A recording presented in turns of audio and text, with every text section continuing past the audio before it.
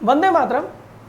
अभी के इस वीडियो में हम लोग रियल वैल्यूड फंक्शंस के ग्राफ को देखने जा रहे हैं। अब हम लोग आ गए हैं लॉगरिथमिक फंक्शन के ऊपर, ठीक है। और बाबू एगो बात हम पहले बता दिए थे और फिर से बता दे रहे हैं कि लॉगरिथमिक फंक्शन पढ़ना था 9th क्लास में।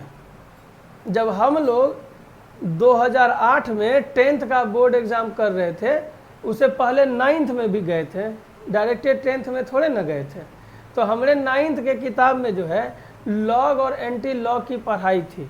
दूसरी बात, लॉग एंटी लॉग का टेबल था जिसको देख करके लॉग का वैल्यू हम लोग निकालते थे। बात समझ में आई? लेकिन धीरे धीरे पता नहीं क्या हुआ, नहीं हुआ, चीज़ें विलुप्त हो गई।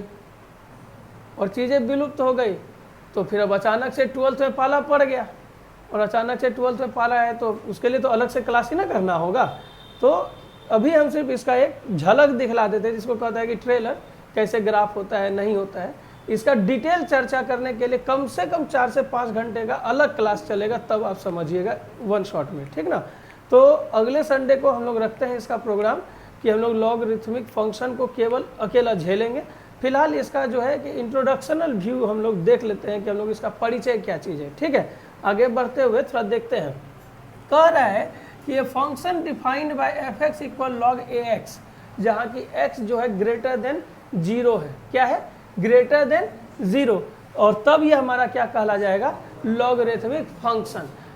दूसरी बात, जो अभी हम लोग थोड़ी देर पहले एक्सपोनेंशियल फंक्शन पढ़े और अभी जो हम लोग लॉगरिथमिक फंक्शन पढ़ने जा रहे हैं वो एक दूसरे का इनवर्स फंक्शन है। इनवर्स फंक्शन पढ़ाए है ना, जिसमें कि इसका डोमेन उसका रेंज, उसका रेंज इसका डोमेन हो जाता है ना। तो ये दोनों एक दूसरे का क्या है? इनवर्स फंक्शन है, ठीक ना। अब जिस तरह से उसमें केस था कि ये 0 से छोटा होगा तो क्या होगा, या जो है 0 और 1 के बीच में होगा तो क्या होगा, ऐसा केस था ना, क्या कहते हैं अभी एक्सपोनेंशियल फंक्शन में। सेम चीज़ यहाँ पर भी है। पहला केस है कि a का वैल्यू जो है 1 से बड़ा है, और दूसरा केस हमारे पास क्या है? 1 का वैल्यू जो है 0 से बड़ा और 1 से छोटा। क्यों भैया? क्योंकि ये जो है 0 से बड़ा होना चाहिए, यानी कि पॉजिटिव रियल नंबर। एक्सपोनेंशियल में भी पढ़े थे कि पॉजिटिव रियल नंबर के लिए केवल एक्सपोनेंशियल फंक्शन होगा हमारा, और ये भी कह रहा है कि x का वैल्यू 0 से बड़ा। और वहाँ भी हम बताए थे 0.25, 0.75, 0.95, 1.15, 1.75। अब ये एक बीच में एक भी ले लेते हैं, 1 भी ले लेते हैं। ये सब क्या हो गया हमारा? 0 से छोटा, 1 से छोटा ना हो, नशा नहीं करना है, 1 से छोटा। ये क्या हो गया? 1 के बराबर, और ये क्या हो गया? 1 से बड़ा, है ना। तो पहला केस 1 से बड़ा के लिए इधर वाला वैल्यू हो जाएगा, हाँ या नहीं, ठीक है। और दूसरा केस के लिए जो है, ये जो हमको कह रहा है कि 0 से बड़ा और 1 से छोटा, उसके लिए ये वाला टर्म हो जाएगा। 1 के लिए कोई फंक्शन ऐसा नहीं दिया हुआ है।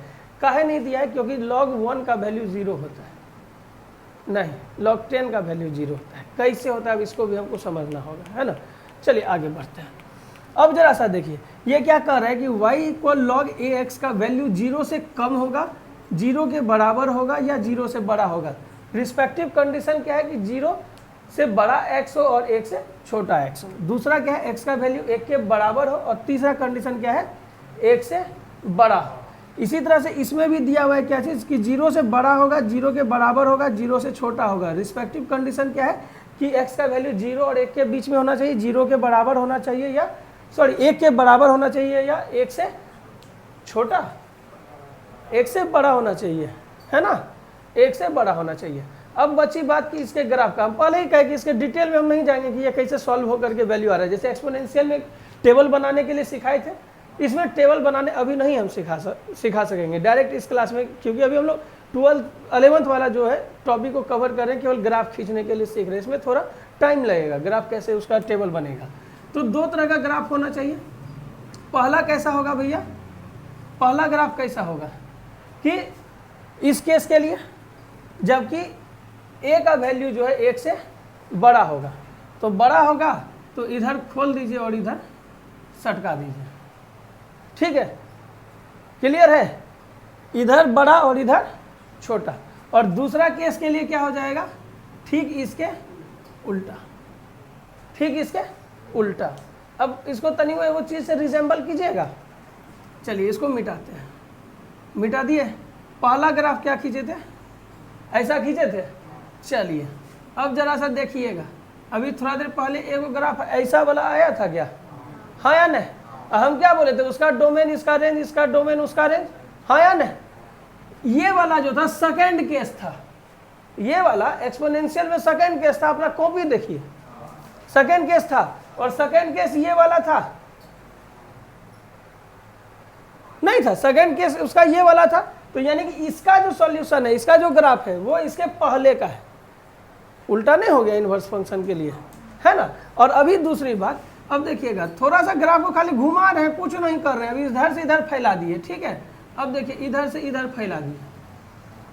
अब जरा सा फिर से पीछे का पेज देखिएगा, ये जो है एक्सपोनेंशियल का पहला है, ये एक्सपोनेंशियल फंक्शन का पहला है और ये लॉगरिथमिक का दूसरा है। बात समझ में आ गया कि ये एक दूसरे का क्या है, इनवर्स फंक्शन है।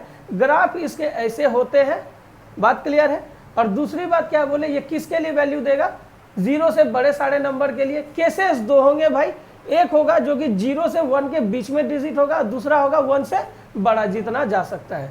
क्लियर है, कोई दिक्कत नहीं ना है।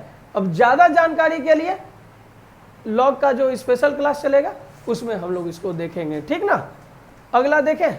उम्मीद है कि सारे वीडियोस आपको समझ में आ रहे होंगे, सारे टॉपिक्स आपको समझ में आ रहे होंगे और इन टॉपिक से रिलेटेड आप क्वेश्चंस को करते रहिएगा। जो क्वेश्चंस आपसे नहीं बने वो ऑफलाइन वाले बच्चे ऑफलाइन क्लासेस में पूछ सकते हैं, ऑनलाइन वाले बच्चे हमारे व्हाट्सएप ग्रुप से जुड़ सकते हैं। ग्रुप से जुड़ने के लिए हमारे व्हाट्सएप ग्रुप का लिंक हमारे चैनल के डिस्क्रिप्शन में दिया हुआ है।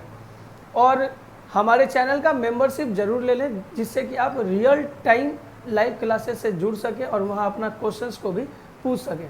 रियल टाइम लाइव क्लासेस से जुड़ने के लिए आपको मात्र 199 रुपये का मेंबरशिप लेना है और आपको फिर उसमें भी ऑफलाइन जैसा मज़ा ही आएगा। मिलते हैं अगले क्लासेस में, तब तक के लिए वंदे मातरम।